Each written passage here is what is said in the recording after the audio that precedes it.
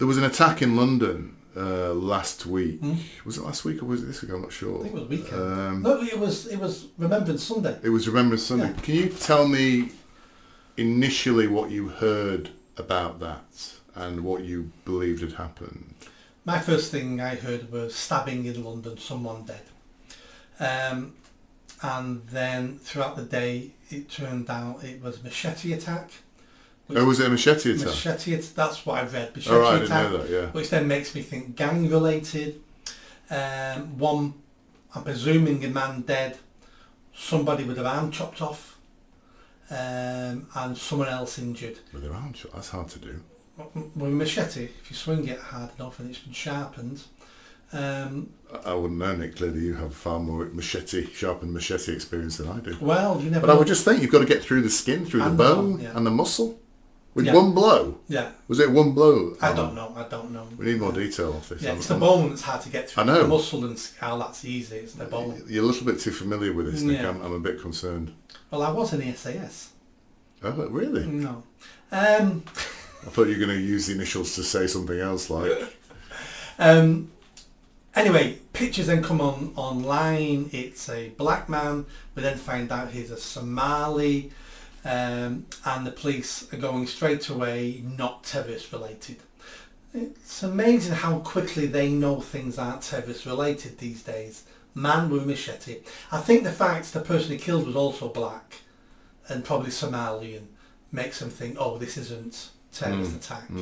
And that's really all I know about it. I think what's interesting about this for me is the gaslighting that we're now seeing on a regular basis from the media, from the police, from everybody else. Because we were told initially there was an attack, weren't we, that in London. A man, it said, a 63-year-old man. Yeah. He doesn't give any indication of race, colour, whatever. It didn't say a 63-year-old white man, a 63-year-old. So as soon as it doesn't say white man... We all presume it's brown or black. Yes! So this is how extreme the gaslighting is now. They're very happy to state a 63-year-old white man has attacked somebody, but as soon and as... show you a mugshot straight away. And show you a mugshot straight away. But once they say... And I pray to the general public, you must be coming alive to this now. If they do not state the colour of the person within a few seconds or within the first articles, you can be pretty certain it's going to be non-white. And so this was so my immediate thought was knife attack, London, not white, not work, must be a black person. There's also another red flag they use as well when they release this information and they go, don't speculate. Yes. If they say don't speculate, you know it's not a white person. Correct. And it's time to speculate. Yes. And it's just, and I look at this and I just think we are living in 1984 now, aren't we? The Ministry of Truth is well and truly in power. That they are now deliberate. As soon as something happens, they hide anything from us that they think we shouldn't know, basically. Yeah, because we can't be trusted with the truth. Yeah. Now, they've also said it wasn't a terror attack. Now, apparently, allegedly, people from around there said that as he attacked this guy, he was shouting Allah Akbar. Yeah. So, forgive me if I'm wrong here, Nick, but if somebody attacks somebody with murderous intent and shouts Allah Akbar, is that not a terrorist attack? I'd put it right up there. I'd put it right up there. Just like if a German stabbed me going Sieg Heil, I'd be thinking he's probably a Nazi. But again, we're lied to all the time by the mainstream media, who I'm sure has pressure put on them by the police. You can't report this. It's ongoing investigation. You can't report this in case a riot breaks out because of what you're reporting. You can't report this. So pressure is being put on the mainstream media all the time, coming from the police, which comes from the government, really. If you're shouting Allahu Akbar and you've got a machete and it turns out not to be terrorist related, it should be reported as a potential terrorist attack until you prove it isn't one. Yeah. And what the press should have actually said is a black man with a machete shouting Allah Akbar attacked pedestrians in, wherever it was. Yeah. That's the reality of what happened, isn't it? These are things that were observed at the scene. You can Yeah. observe he's black. Yeah. You can observe he's got a Facts. machete. Yes, these are facts. He was attacking him and he's shouting Allah Akbar. Yeah.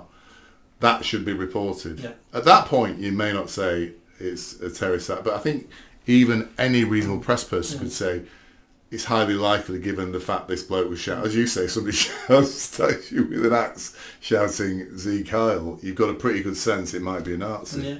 So but we have moved so far from the truth now that this is how things like this are reported. I think it's even worse than that.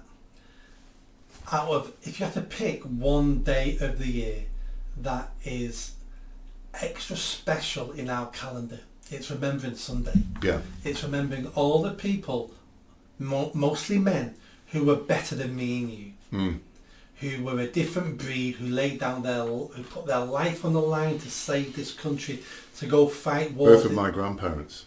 Yeah. Both of my grandmother's father and my grandfather's father both fought in the wars. Yeah. One of my grandfathers fought Yeah. in the Second World War. My other grandfather was Irish, and they were neutral. Right. Neutral, but in that time was another word for coward. Coward, I was going to Yeah. say. I didn't like to say it. Yeah. It was a relative of yours, but that's fine. And we have foreigners chopping each other up and murdering each other Yes. during Remembrance Sunday. Yeah.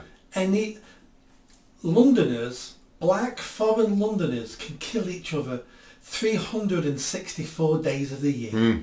Can you not just give us the one day, that one morning, where we want to be a bit solemn and think about people better than us and how dangerous the world was and how lucky we are to have what we have now?